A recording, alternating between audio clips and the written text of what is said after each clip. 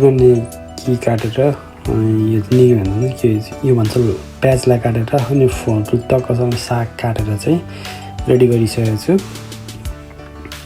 यस पछाडि चाहिँ मैले रेडी गरेको वाइ चाहिँ 4वटा जम्मा गरेको छु। ठक्कसँगले लाइनै राखिदिएको छु। यसलाई राखेर चाहिँ फेरि प्याज ठक्कसँग प्याज भइहाल्यो। अब यो फुटाइसकेपछि वाइको भित्र चाहिँ यस्तो छ हैन। मसला टक्कसँग साइडमा राखेर अब यस पछाडि चाहिँ यसलाई फ्राई गरेर अब मसला पनि प्याजहरूलाई चाहिँ फ्राई गरेर प्याज लसुन अनि मकै सकै हालेर मेरै अनुसार स्वाद अनुसार टक्कसँग माझ्यो। अनि त्यस पछाडि चाहिँ साग हाल्यो। साग हालिसकेपछि हल्का चलाएर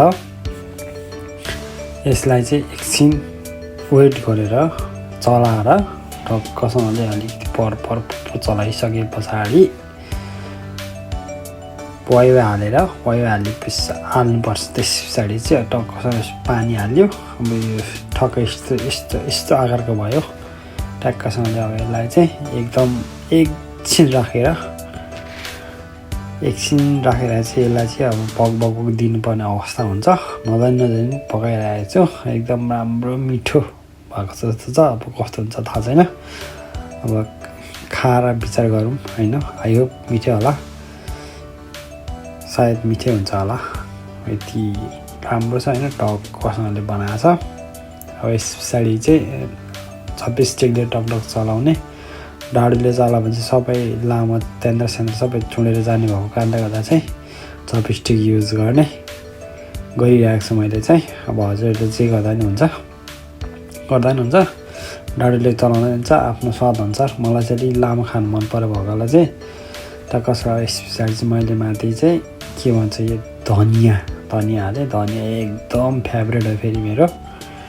अनि यो धनियाँले चाहिँ टक्क मजाले हालेर टक्कसँग बग एकछिन राख्नुपर्ने 5 मिनट जस्तो। 5 मिनट पनि होइन 2 मिनट जस्तो राखेर आइसकेको थियो। यसलाई चाहिँ फ्रिजमा राखेको थियो धनियाँ।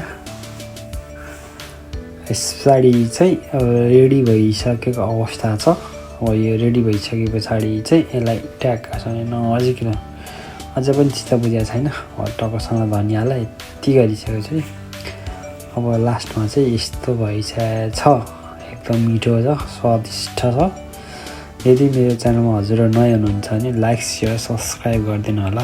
यति भन्दै नेक्स्ट भिडियो ल्याउने बाचा गर्दै नमस्ते बाई बाई। नमस्ते and bye bye. See you next video. Bye by.